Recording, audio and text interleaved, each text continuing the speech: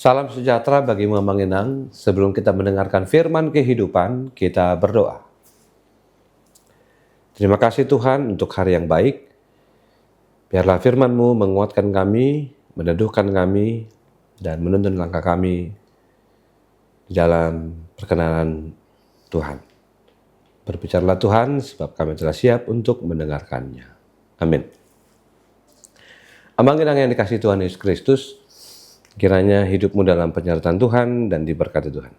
Firman kehidupan bagi kita tertulis dalam Yeremia pasal 18 ayat 14 sampai 15. Masakan salju putih akan beralih dari gunung batu Sirion.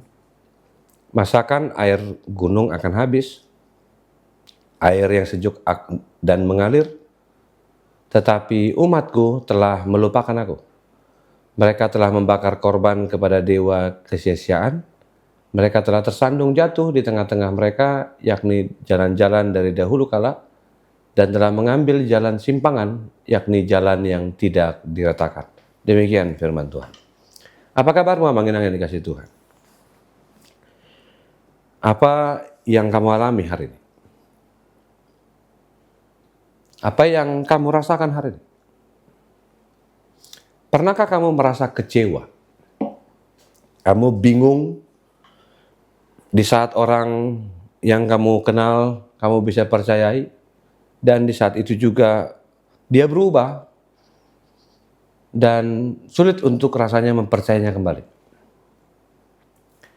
Misalnya teman lama yang tiba-tiba sombong setelah dia sukses, atau orang yang dulu kamu hargai karena kamu mengenalnya dan dia berubah karena jabatan. Di sisi lain orang berubah karena situasi sosialnya yang berubah. Ketika memandang orang yang tidak sama dengan dia. Rasa kecewa itu membuat kita sulit untuk memahami apa yang terjadi dan bagaimana. Kita berharap ada sesuatu yang tetap yang bisa dipegang, tetapi dunia ini mengajarkan kita adanya sebuah kepentingan, ada sebuah perubahan, dan hal itu mengejutkan. Bukan hanya perubahan pagi, siang, malam, tapi perubahannya kepada yang tidak menyenangkan. Hari ini kita melihat bagaimana Allah melalui Nabi Yeremia mengungkapkan kekecewaannya yang lebih mendalam lagi terhadap umatnya. Kisah Tuhan ini mengarahkan Yeremia pergi ke sebuah rumah yang disebut dengan rumah tembikar penjunan. Rumah di mana Yeremia akan melihat tanah liat yang sedang dibentuk, dibentuk kembali, dipecah dan dibentuk, dicetak. Dan hampir pada puncaknya ternyata dia harus dipecah kembali, karena tidak sesuai dengan tujuan pembentukan itu. Allah ingin menunjukkan kedaulatannya atas bangsanya. Ia ingin bangsa Israel bukan hanya mengenalnya, tapi siap dibentuk oleh Allah. Ia menghancurkan, ia membawa mereka dalam pembuangan dan membentuk mereka. Sama seperti tukang periuk tadi. Yeremia diajak untuk menyampaikan kehendak Allah itu. Keluh kesah bukan menjadi satu jawaban, tapi sebuah kesetiaan yang harus disampaikan kepada Allah.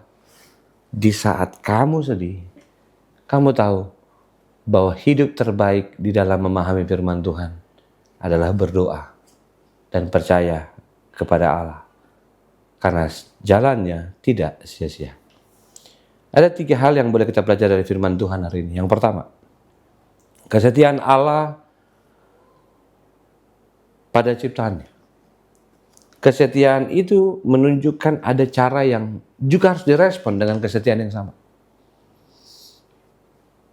Dia katakan, masakan salju putih akan beralih dari gunung batu Libanon.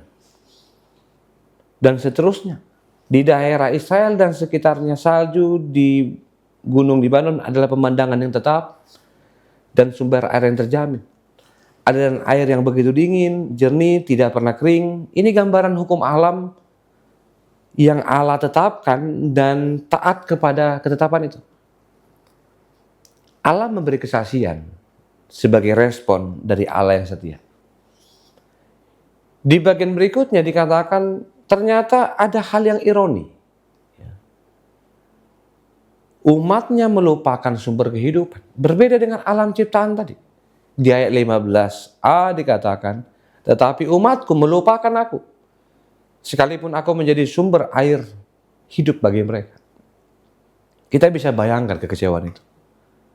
Kekecewaan yang bagaimana yang membuat bangsa Israel melupakan Tuhan. Kekecewaan yang hidup di dalam perspektif keinginan dan pemahaman yang terbatas terhadap Allah. Saudaraku yang dikasihi Tuhan Yesus Kristus, di ayat yang terakhir, 15b, kita diajak untuk masuk dalam konsekuensi percaya, yakni memilih yang benar. Untuk tidak menjadi orang yang dihukum, kita diajak untuk hidup dalam jalan yang benar, yang menjadi lawan dari mengikuti dewa-dewa. Mereka memilih jalan hidup yang tidak benar, menyembah berhala. Di saat itulah kamu memilih konsekuensi untuk masuk dalam jalan yang benar. Jalan yang tidak menunjukkan kebodohan rohani, tapi memberi tempat kepada Allah yang telah mengeluarkan mereka dari pembuangan. Bayangkan perusahaan air minum. Perusahaan itu memiliki sumber air yang jernih, bersih, tidak pernah habis. Airnya sehat, dibutuhkan oleh banyak orang. Namun para pekerjanya justru memilih untuk membeli air dari kemasan.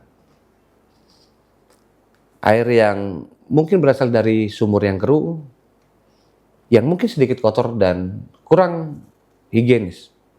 Mereka meninggalkan sumber air yang pertama, yang jelas kualitasnya sangat baik. Bagaimana dengan pandangan kita terhadap hal yang sama? Hidup yang baik, jalan yang bersih. Yeremia menyampaikan itu sebagai teguran atas Allah yang kecewa terhadap umatnya. Ia yang berharap diberikan berkat, yang menjadi sumber berkat. Mari kita kembalikan jalan kepada Tuhan. Berikan pujianmu kepada Tuhan, dan pandanglah karunia-Nya adalah jalan kebaikan Tuhan yang boleh kita terima,